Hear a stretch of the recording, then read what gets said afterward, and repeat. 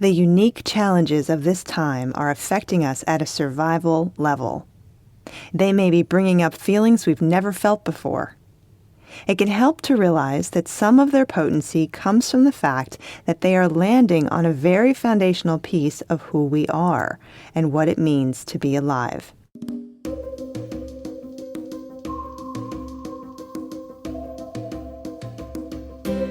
Even if it's not our natural disaster, even if no one we know has COVID, all of the chaos of this moment is affecting us. It's affecting our body. What can we do to begin to work with these strong feelings, these strong events, fears, moments, dynamics? How can we let our body help us find a way through?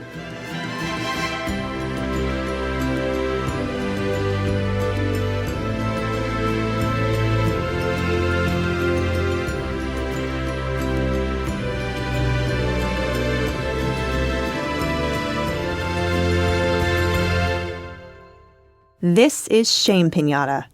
I'm Colleen Thomas. Welcome to Shame Piñata, where we talk about creating rites of passage for real-life transitions.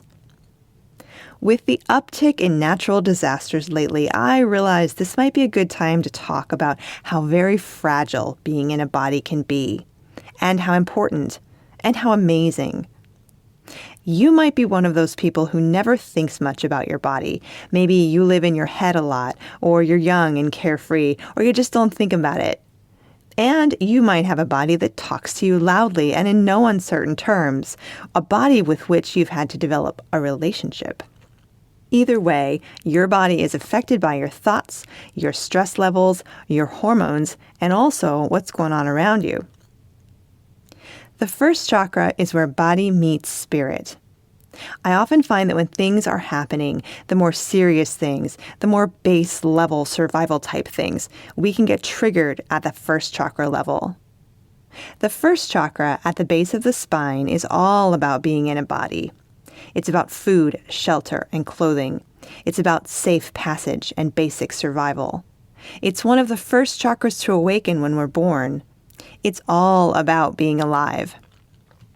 Some of us are lucky enough to live in a world where we don't need to worry about basic survival needs on a day-to-day basis. Instead, our energies are free to move on into creative expression and philosophy and critical analysis. But when those moments of basic needs arise, they are the sole focus. How am I going to pay the rent? Where will I source food I can eat? I have to find a safe place to sleep. These are all basic needs. So in these moments when basic needs are going on for us, or even just around us, we can get kind of tripped up and kind of stuck at that first chakra level. Things like COVID, which brings not only fear of illness, but also fears of losing our loved ones. And for some of us, that trips up other basic level need considerations, because losing a loved one could mean losing our home if we can't afford the rent or the mortgage on our own. We've also seen massive job losses with COVID, which can directly affect where we can afford to live and what kinds of food we can purchase. Body. These considerations are all about being in a body that needs food and shelter, a body that can get sick, a body that can die. Stress and pressure from the ongoing isolation and vigilance and social distancing can have physical manifestations. I know for me, and many of the people in my life, stress is starting to take a physical toll. Flare-ups of long-term conditions, new aches and pains, a changing relationship with food, insomnia. We can't get a massage, the gym is closed, we're having to learn and sometimes create new ways of caring for our bodies. And the big one, physical touch is now dangerous. How crazy is that? Body.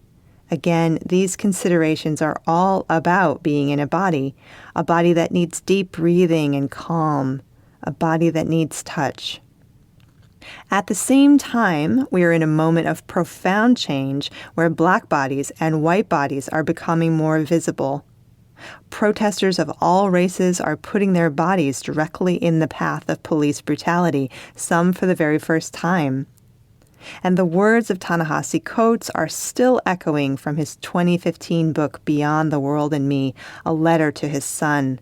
He says, quote, "But all of our phrasing, race relations, racial chasm, racial justice, racial profiling, white privilege, even white supremacy, serves to obscure that racism is a visceral experience.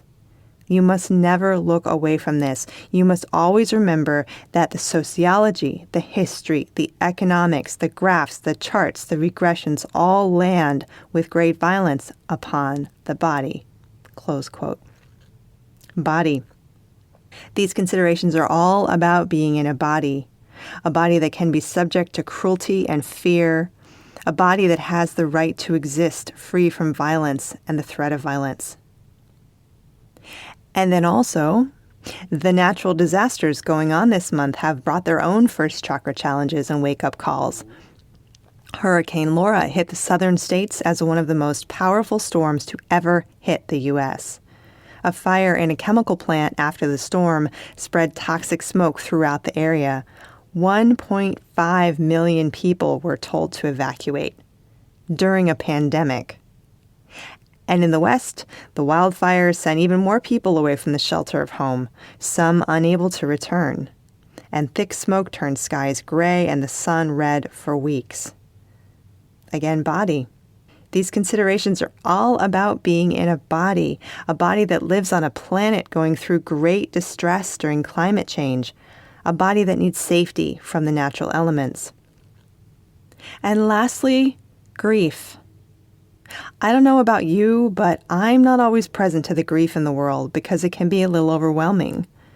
There's the personal grief of losing a friend, the communal grief of losing a community held together by a business that closed, the collective grief of watching so many people die from COVID, and the global grief of watching our planet in so much pain. Grief shows up in the body. Grief is not just about crying, anger, and depression. Grief can bring a host of physical reactions. It was a huge relief to me to learn after my dad died that physical reactions are a big part of grief.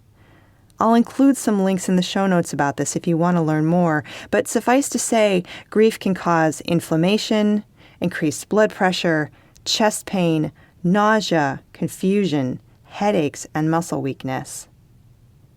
Body.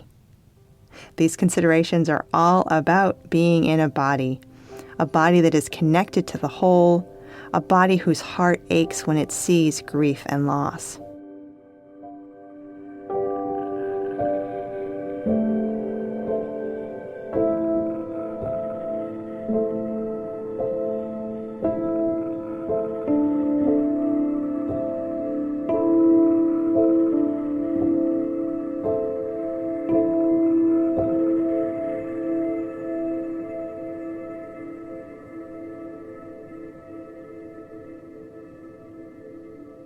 So what do we do with this information, this rather sobering list of all the ways our bodies are being triggered right now?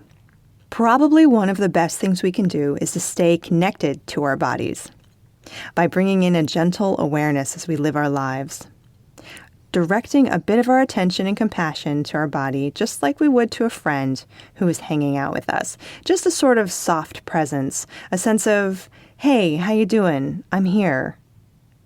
And it can also be helpful to notice our dialogue with our body. What kind of words are we saying in our head to or about our body? Do our words come from a place of lack or judgment? And if so, what might it be like to give our body the benefit of the doubt? To treat our body like a friend? I know that pain, weakness, and illness can sometimes feel like our body is betraying us. Like, I want to do that thing, but I can't because of my friggin' body. And that's a real thing. It's frustrating. Believe me, I know. And maybe our body isn't trying to hurt or limit us. Maybe there's some kind of wisdom in there that we can benefit from if we can listen to it. There are ways we can create sacred space and ritual around honoring our body too. If we want, we can grab a journal and take it to a quiet place where we can be alone for a while. Maybe do some deep breathing or light a candle to create an intentional space. It might be interesting to write out a list of any items that are affecting us at that first chakra level. We can feel into each of them and see what we can discover. Maybe some of the fear isn't ours. Maybe we're holding old ancestral energies around some of the challenges. We can choose an item to put on our altar for each concern, or perhaps pick a tarot card to gain deeper insight into it. We can journal about them and ask ourselves, what do I need for each one? Love, movement, tears, support, something practical, something energetic. What am I learning about each one? The idea would be to really honor each concern, each deep life event, and let the energy around it move. Then we could rest, reflect, and journal, and open the space. So I encourage you to spend some quality time with your body, almost like going on a date.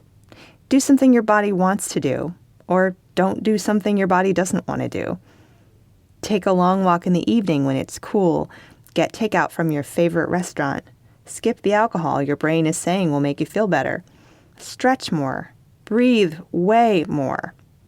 Take that online improv class you're scared of. Put on your favorite music and dance. Your body knows how to process the extra energy at that first chakra level. In fact, nothing can process it better than your body. Just listen and learn. Before we go, we're taking a survey of our listeners, and we'd love for you to participate. It will help us learn more about you, no matter how long you've been a listener or how frequently you listen to the show. So please take a few minutes and visit our website, shamepiñata.com. You'll find the listener survey link right on the page. To offer our thanks to you for taking the time to share your reflections on the show, we'll send you a 5-minute centering meditation.